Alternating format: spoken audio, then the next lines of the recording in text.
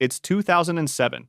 Somewhere on Earth, someone buys a mobile phone every second, and there is a coin flip chance the name on the front says Nokia.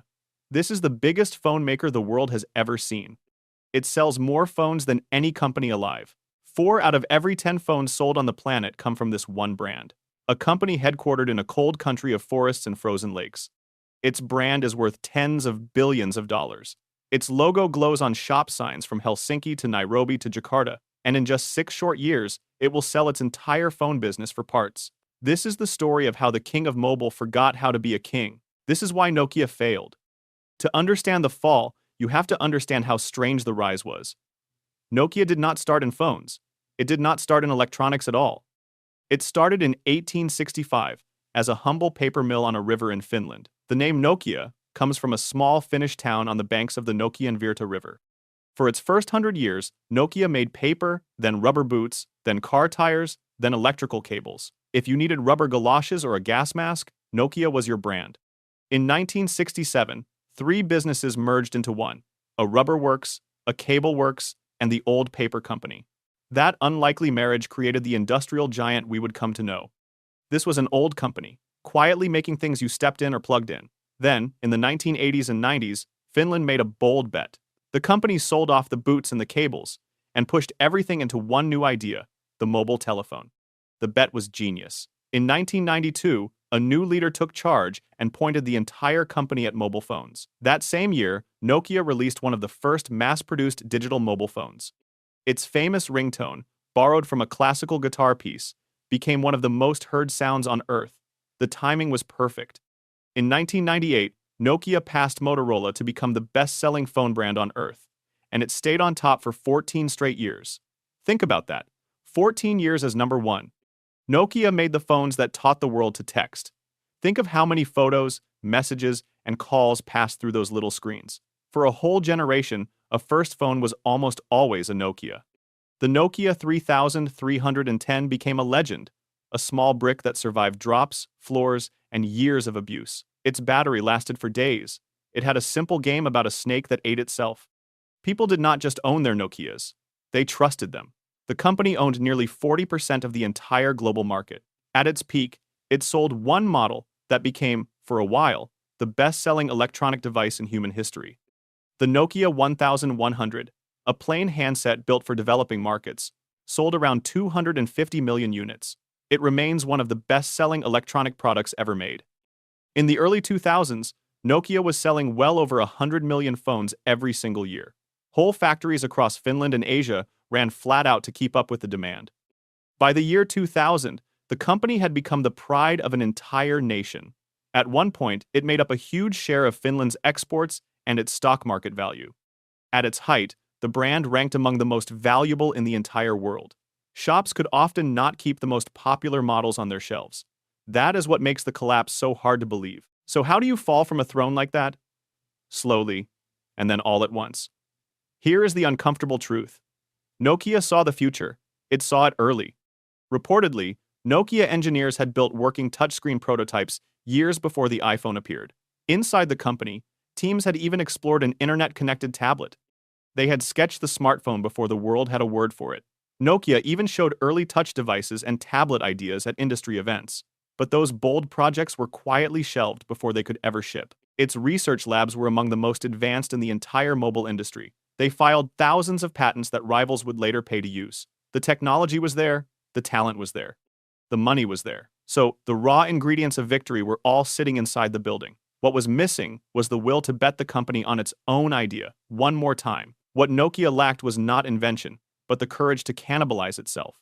Then came January 2007. On a stage in California, a rival revealed a phone with no keyboard, just a sheet of glass. One big screen you controlled with a single finger. Nokia's leaders were not impressed. Reportedly, the early reaction was that this glass phone was fragile, expensive, and a toy. It had poor battery life. It could not survive a real drop onto concrete. It was, they argued, a niche gadget for rich hobbyists. And about the hardware, they were partly right. But they were catastrophically wrong about what a phone even was. The rules had just changed, and Nokia was still playing the old game. The heart of the problem had a name: Symbian. This was Nokia's operating system, the software brain inside its phones. For years, Nokia had actually been the largest maker of smartphones in the world. But its idea of a smartphone was a keypad phone with extra features bolted on. The iPhone quietly threw that whole idea in the bin. Symbian was built in an age when a phone was only a phone. It was efficient, and it ran on cheap hardware, and it was a nightmare to build modern apps for. As the world moved to touchscreens and app stores, Symbian began to creak. Every year of delay handed the rivals a little more of the future. Developers, the people who actually build the apps, did not want to work with it. And a smartphone without apps is just an expensive brick. Nokia kept patching the old system instead of replacing it. Critics argued the company was defending its past instead of building its future. So why could they not simply move? The answer, according to later studies of the company, was fear and internal politics.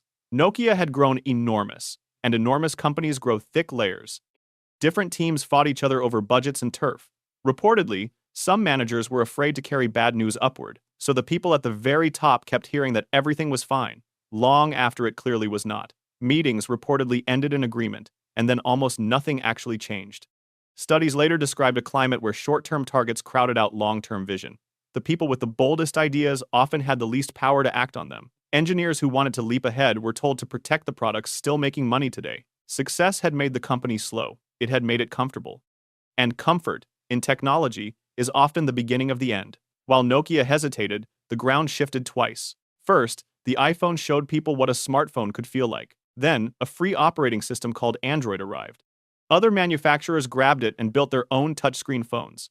Now Nokia was squeezed from two directions at once. Premium buyers wanted the glass phone from California. Everyone else could buy a cheap Android that did the same tricks. Nokia's profit engine, the mid-range phone, was being eaten from both ends. Its market share began to slide. Slowly at first. Then the falling chart turned into a cliff. Market share that took a decade to build evaporated in a few short years. Within a few short years, Nokia went from ruling the market to fighting for scraps. In 2011, a new chief executive tried to tell the whole truth. He had arrived the year before, hired from a large software company. In a memo that leaked to the entire world, he compared Nokia to a man standing on a burning oil platform. Stay on the platform and burn. Jump and risk the freezing sea below. He wrote that the company had stood still while rivals poured out phones. He admitted that Nokia had missed the biggest shifts entirely. It was one of the most honest documents a chief executive has ever written about his own company. It was also a public confession that the giant was on fire. So Nokia jumped, but it chose a surprising place to land. Instead of adopting Android, the system everyone else was racing to use, Nokia signed a deal with Microsoft.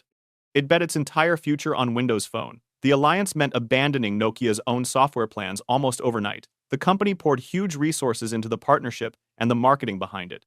For a moment, the new phones won warm reviews and cautious hope. But warm reviews do not pay the bills when the shelves stay full. On paper, it made a kind of sense.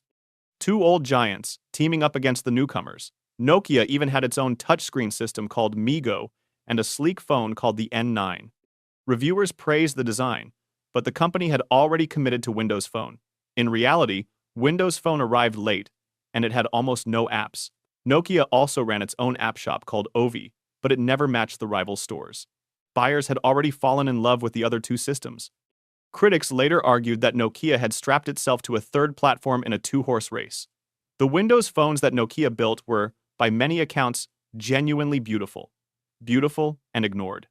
The numbers only got worse. The mighty phone division, once a money printer for Finland, began losing enormous sums. Its share of the smartphone market fell toward almost nothing.